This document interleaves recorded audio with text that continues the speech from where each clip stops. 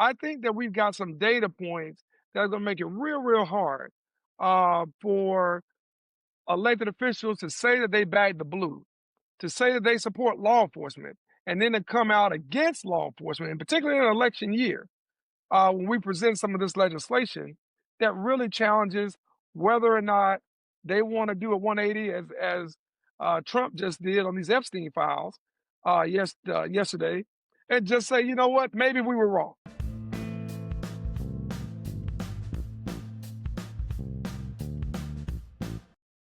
Alrighty, welcome back. Alabama Politics this week. Josh Moon, David Person, and we are happy now, as we always are, to welcome in the mayor of Montgomery, Steven Reed, who's been with us a number of times. Somehow still forgets us, but he's here. You know, he's here.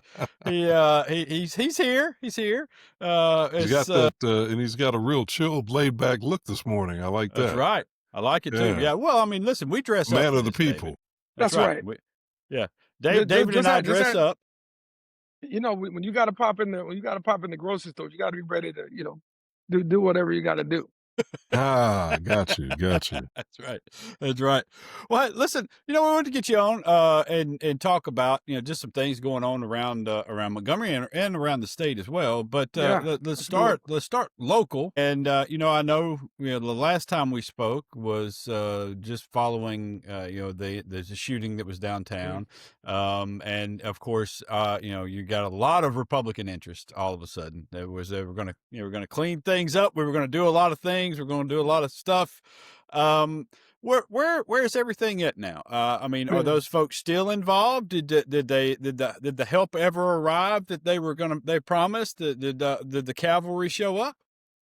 You know what? That's a great topic because it's something we were just working on yesterday in two various fashion. One was on the legislative side, and one was on the men. The manpower side with our police department. So had two separate meetings. One was in the morning, one was in the afternoon, around this very topic about public safety. And so great that we're starting here.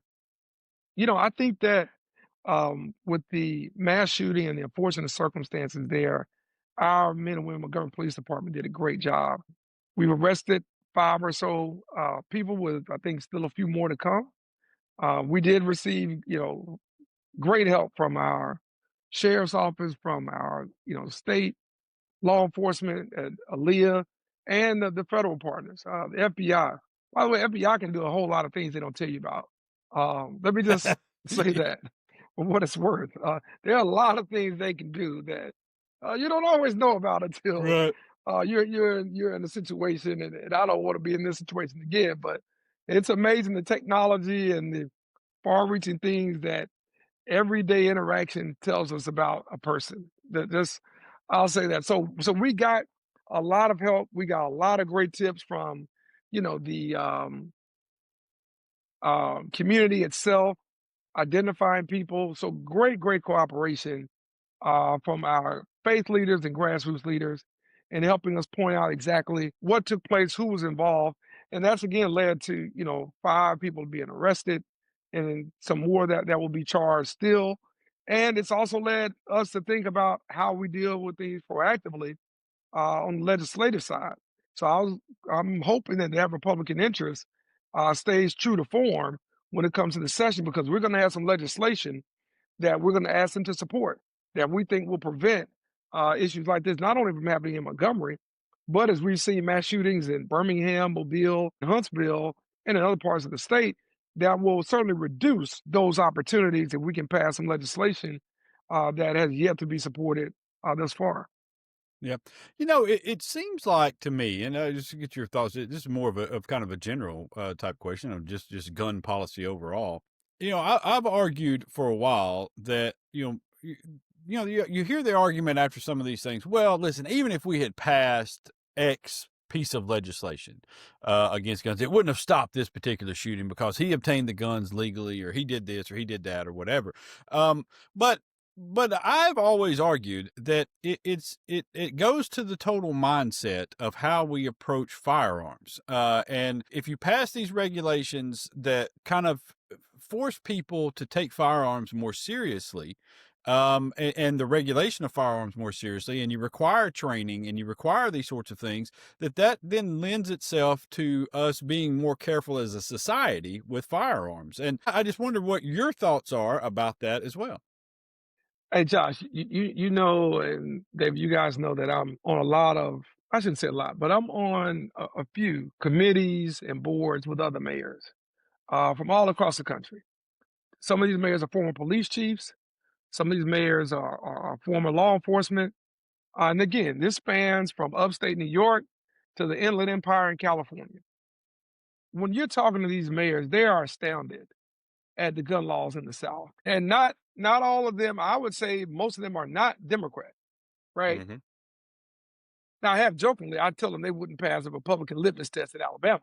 But nonetheless, that's where they are. They are astounded at the gun laws that we have here. And I think when you consider two stats I want to share with you. One, that we have more gun violence than the state of New York in Alabama per capita. That's astounding when you consider the amount of people that are in New York State. I think, Right. too, as Gavin Newsom pointed out, that we have the fourth highest per capita gun violence in the nation, and whether it's fourth or sixth, depending on who you, it ain't good. And Right. it's higher than that of California. Says something about your issue that you brought up. But I'm also going to add this fact, which we'll be sharing with the legislature, and we've already started sharing with some of our local leaders, is that gun violence is up 23% since the permitless carry law was signed into law, since the permitless carry bill was signed into law. 23%. That is significant when you Hmm. consider who's being impacted, not just the physical and mental trauma, but what it means in the community.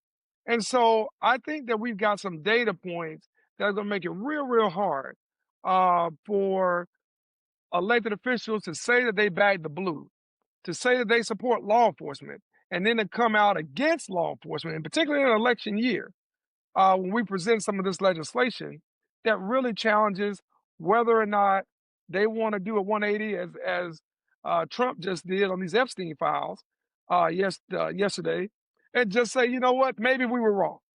All right, maybe we were wrong, and let's take another look at this. I think that's something that the data will back those of us who are behind and support common sense gun reform will make it very hard to challenge. And I'm going to also ask the business community to support us in that as well, because when you look at other states, guys, and you look at other cities that have, you know, different things related to IDs, who can carry a gun, how easy it is to get it, there is a direct correlation between the ease of getting a gun and someone who should not be the first one to say that, should not be one in possession of it, then using said gun.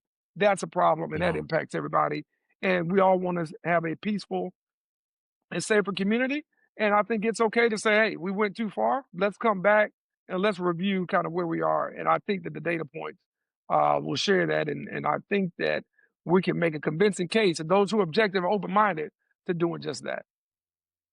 I want to change course here, Mayor, just for a minute. I was in Montgomery for a quick trip about a week or so ago, and had the privilege of being at a speaking at a conference at the new EJI Hotel. Mm. And I was just really impressed with that whole complex. I want you to talk to us a little bit about the economic impact that the Equal Justice Initiative is having in the city and what that means from your vantage point as mayor. You know, David, it's hard to capture because not even just from the vantage point of dollars and cents, but I would say perception, right? Well, as I travel to talk about this new Montgomery and what we're doing here and why we're doing it this way, I'm amazed at how many people have either come, want to come, or know someone who has come to Montgomery specifically for the Equal Justice Initiative. I don't know if Brian Stevenson, the founder, executive director, knew this when he conceived the idea. or not, but it has been a total game changer.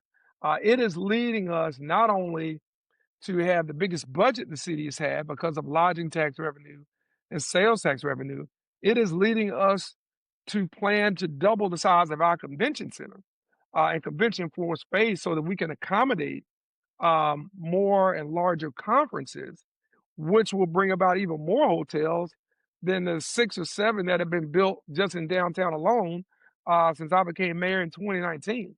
You know, the Equal Justice Initiative opened the Memorial for Peace and Justice in 2018. So late 2019, I get elected. 2020, January, of course, COVID hits.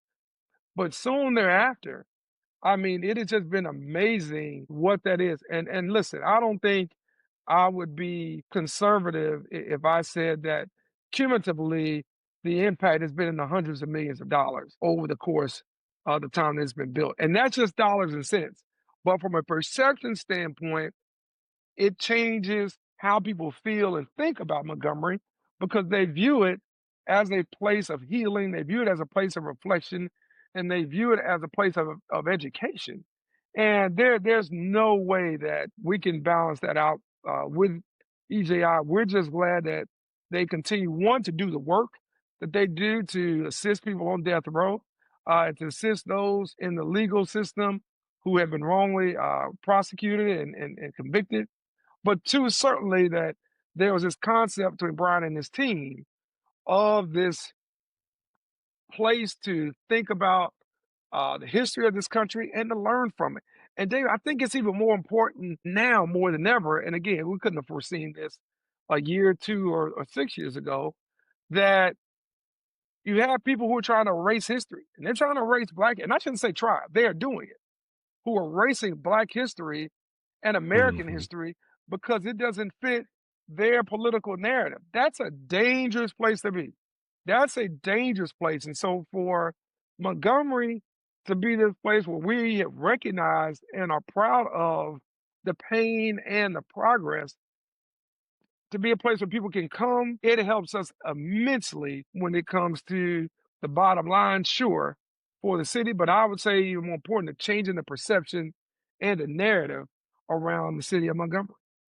Yeah, Yeah, just if I I could jump in just just real quick, I wanted yeah. to say just one thing about that Uh-huh. because I think that what we've seen out of Brian Stevenson and what's taking place there is for the first time in a lot of people's lives, in my life, as somebody who grew up in Alabama, we learned a true history of what's going on. This is the true history. So that before it wasn't erased, it was completely fabricated. The history that we were Mhm. basically taught was for the most part fabricated. Okay, I learned in school, I learned in grade school that slaves really they liked that. They were treated pretty well, and everybody, Yeah. that's literally something I learned in school. And when You you know, were growing up in Decatur, I bet that's when they still had the Daughters of the Confederacy coming into classrooms, Oh, yes, yeah, I remember that. yeah. Yeah. really touting this false history, right, Oh, Yes. Josh? Oh, absolutely it was. Yeah, Yeah.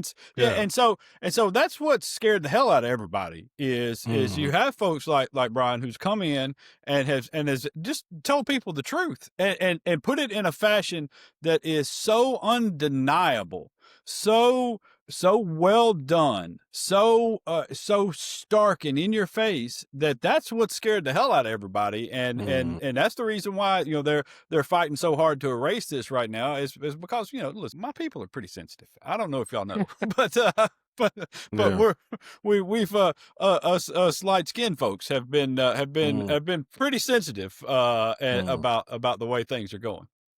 Yeah. Which actually leads me, and I have 2 other questions about this, Mayor, but I'm Yeah. gonna start where I'll be Josh brief. I'm just sorry. I left don't want to take off. up all the time on that. No, no, no, that's good. I wanna start where Josh just left off.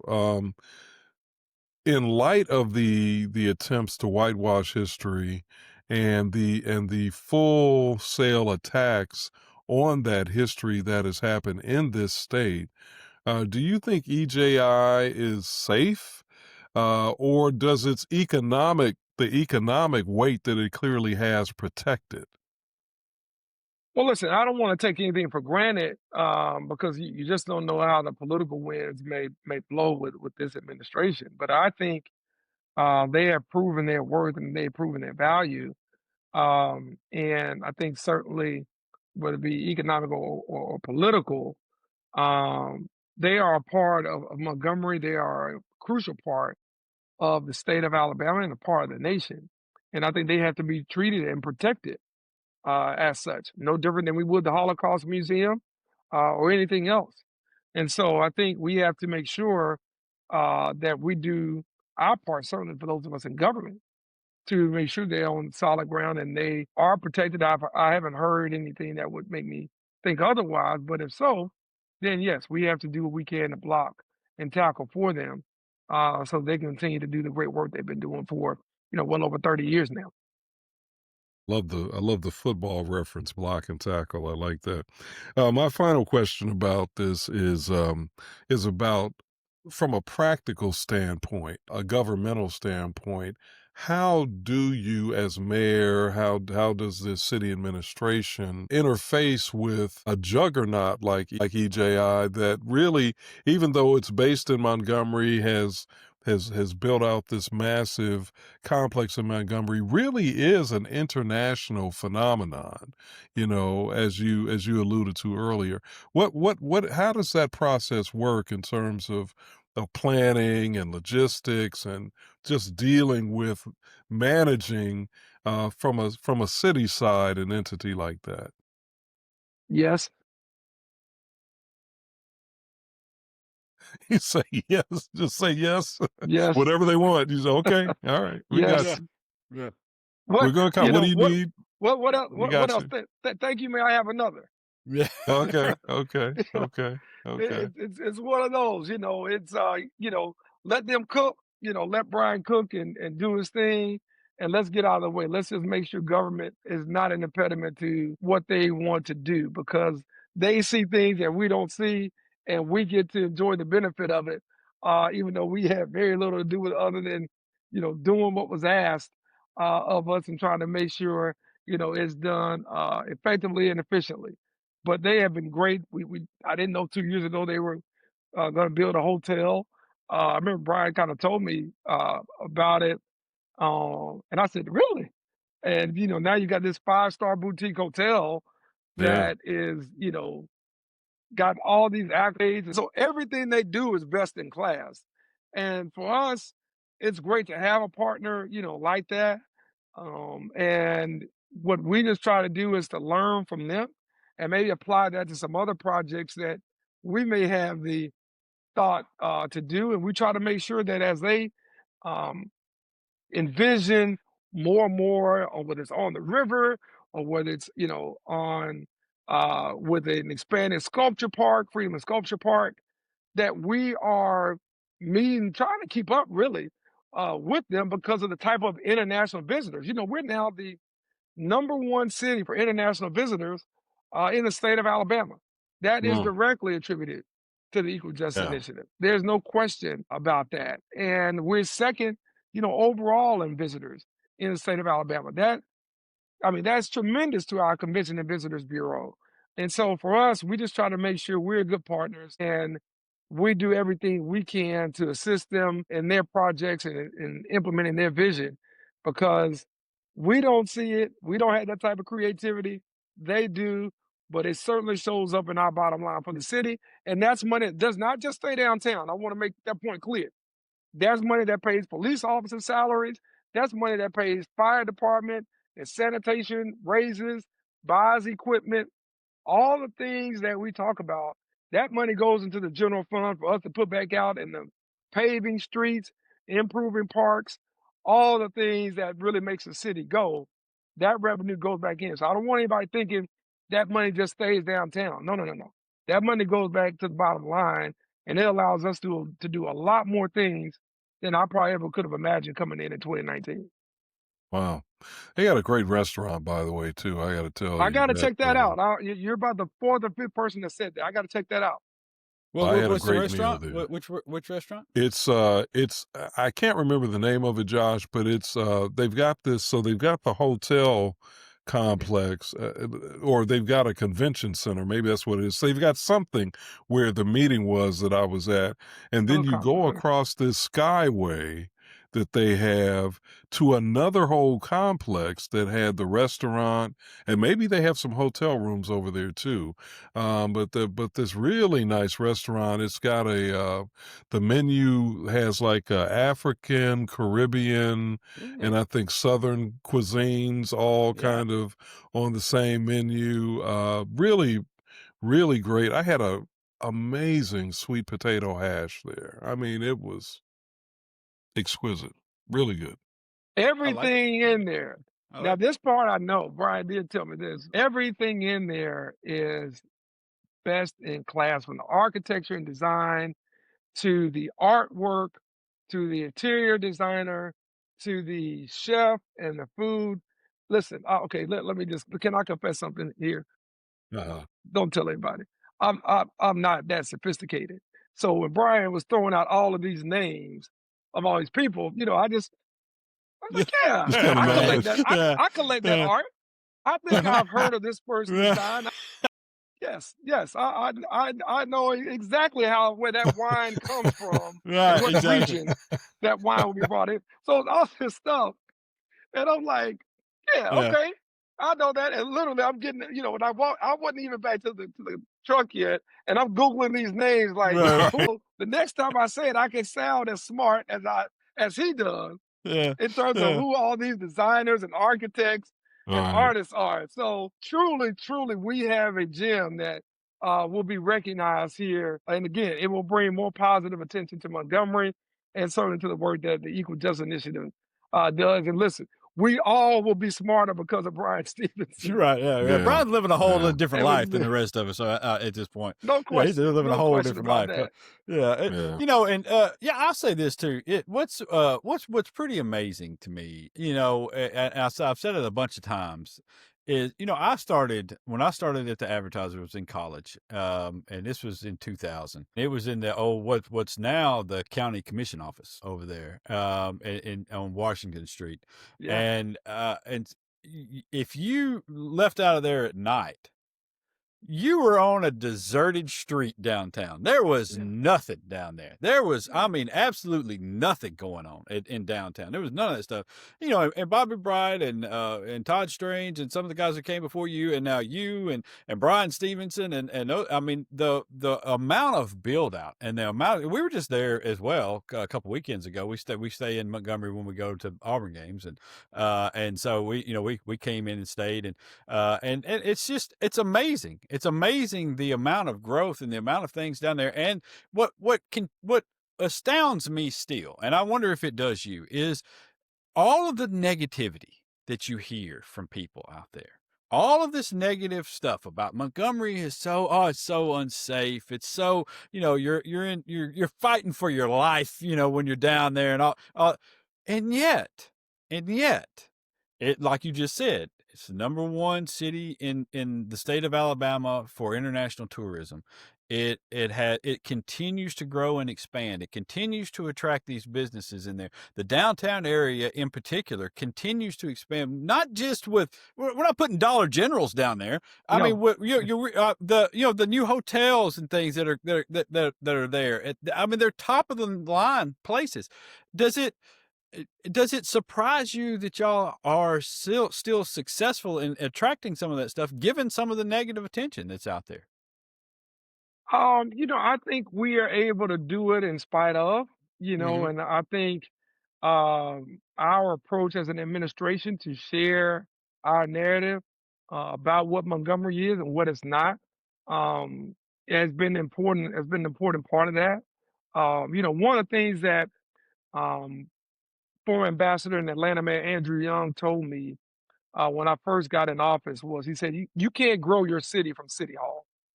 He said in Atlanta in the 80s, we didn't want to just be a big southern city. We want to be an international city.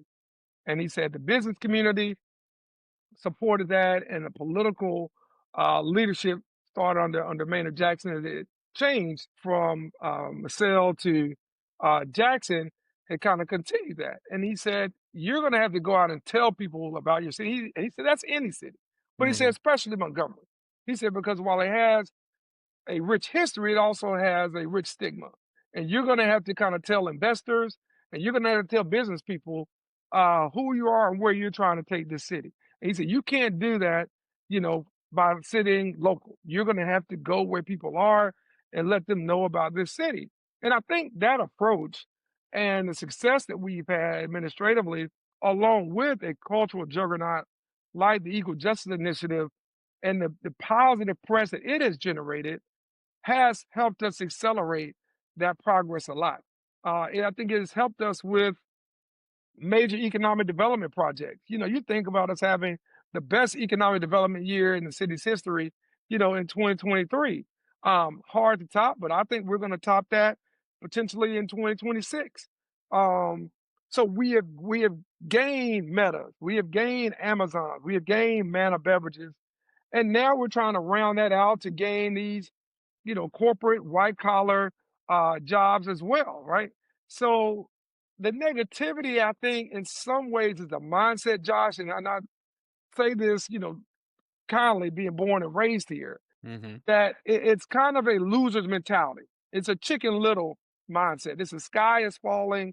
It's the difference between that team, Josh, and you're old sports writer, that team that knows they're going to win, regardless of what the situation is, and that team that knows they're going to lose, Right. regardless of what the situation is. And Mm-hmm. it's a different in mindset that Montgomery has had for a long time that takes time to change that culture, takes time to change that. And ironically enough, I talked to Mayor Bright recently about them building Riverwalk Stadium where the Biscuits now play.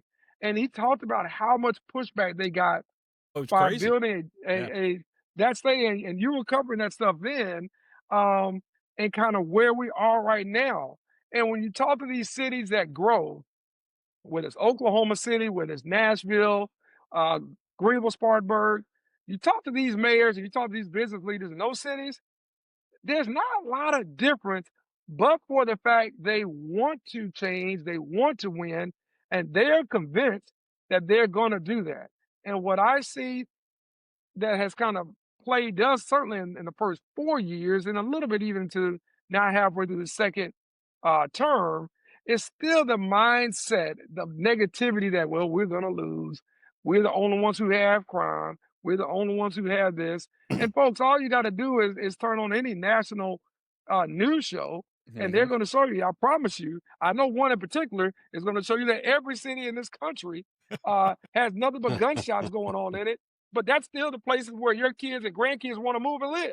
Now, Right. shudder the Yeah. thought that jobs are going there, great jobs, great corporate headquarters are moving there, but one network is going to show for sure that it is just nothing but immigrants. It's overrun by gun violence, and you aren't safe anywhere in this war zone of a city. Right. So when you kind of contextualize, where that is, and you put it in that perspective, in some ways I understand the negativity, but in other ways I'm like, man, just look around at the things that have been happening here and just imagine if just a little bit more positivity was put into it, where not only Montgomery could be, but where central Alabama could be itself, and that's Prattville, that's Wetumpka, that's all the bedroom communities that feed off of Montgomery. Imagine where they would be as a region and where the state would then be overall.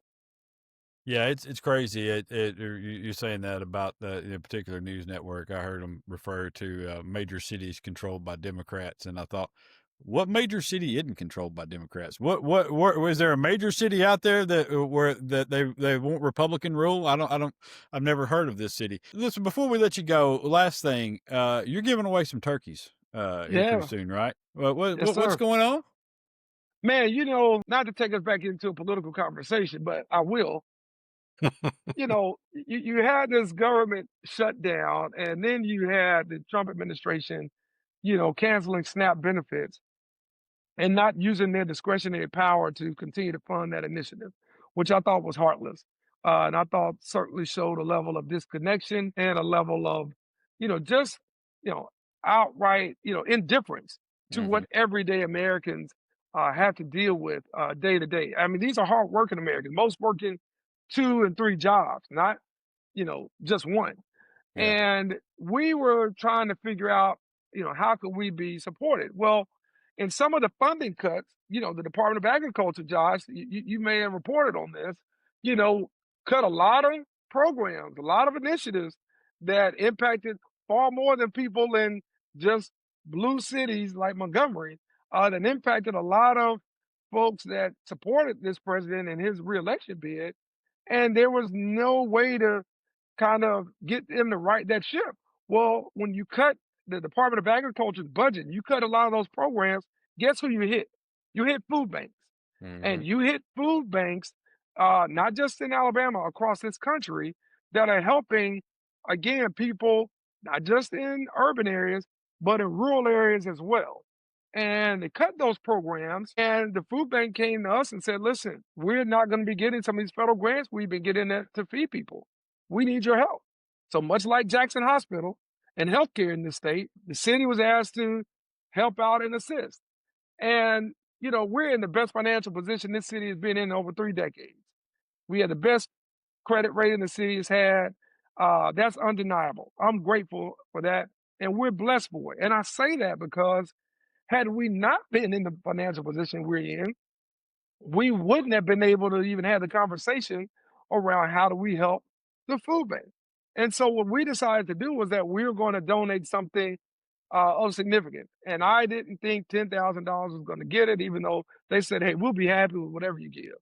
I Hmm. didn't think $25,000. I said, we got to make a statement that we're going to work with our community partners that work to help people where government cannot reach. And so let's think about something big. And so the $100,000 was what we decided to do. And when you couple that with the elimination of the SNAP benefits program over the last, 43, 44 some odd days, it couldn't have come at a better time coming up right to Thanksgiving Yeah. and the holiday season.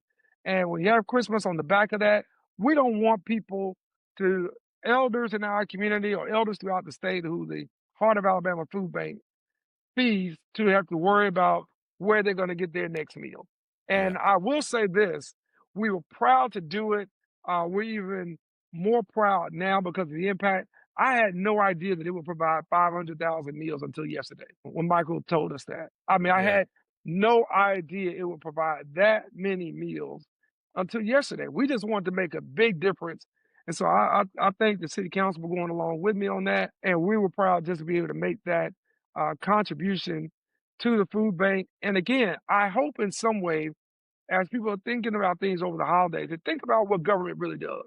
Because government gets demonized a lot Hmm. by a lot of people. And people don't know how government sometimes not only helps them, but sustains them. And Yeah. there's nothing wrong with that. We are the most profitable, successful, financially sound country in the world. We have the best economy in the world. We should be doing those type of things for hardworking citizens in our communities. And it shouldn't matter what political stripe, because guess what? That meal doesn't have a red or blue tag on it. It doesn't wear a red MAGA hat. It doesn't wear a blue necktie or any of that. It just knows that it's a person or a family that needs some help. And that food bank is going to fill in those gaps, and we're proud, along with so many volunteers and donors, to be able to have done that with them. And now we're able to give away some turkeys coming up on Saturday through another corporate partner, Walmart, in a way that's going to make this Thanksgiving really, really special. And we got a whole lot of turkeys, the most that we've ever given away. There may be a whole lot of turkeys in the city, but Yeah. we're going to have a whole lot that we can give out that day. And we're looking forward to doing that on Saturday, starting about 9 a.m., to all the families that are in need and the families that need a good turkey. And these aren't no cheap turkeys either. We Right. told them we don't want cheap. I said, because if it's cheap, then that's going to look bad on me. So I Right. said, Yeah. Yeah. You gotta I come with can't a have, butterball. Yeah. You yeah, gotta get the butterball out there. I That's said, I right. can't Yeah. have people Yeah. talking about the mayor gave me a cheap turkey. I said, let's do it either right or let's do it light. I said, we're going to do it right. I Yeah, said, so Yeah, yeah, here we that's are. right. yeah. Yeah, yeah. You know, the last thing you want is a bunch of people out there talking about, man, he just gave me a fat chicken. That's all he gave me was a fat chicken. Yeah, That's right. yeah. Because they do it too. They Hey, do it. I see, you gave me some credit. They're going to be talking, the mayor gave me that Cornish hen. He didn't give me no good turkey. He gave me that Cornish hen. uh, all right. man. Well, man, listen, man, we appreciate you spending the time and the Yeah. work in the city, and good luck with everything that you're doing, and especially with the turkey stuff this weekend and with the food bank drive. And listen, I hope that this encourages some other people to give your local food banks. Find some folks out in your community who are in need, because there are a lot of them at this point, and do some good stuff. But thank you, sir, for coming on and spending some time with us. Yeah, Hey, appreciate thank you, you. Listen, Mayor. and I want to be clear. This was not a hotty toddy. That'll be saved for next week's egg bowl and iron bowl. This is just kind of to help my voice not Uh-huh. sound as bad as it Yeah. sounds. I just want to Yeah. clarify that, Yeah. Josh. I can Okay. see you Yeah. you believe it. Just Yeah. just Yeah. clarifying for the people out there. That's right. That's David, right. back me up a little bit. David, back That's me up right. a little bit. We got you. We got I'm you. with We you, got you. man. I'm with you, That's right. man. All right.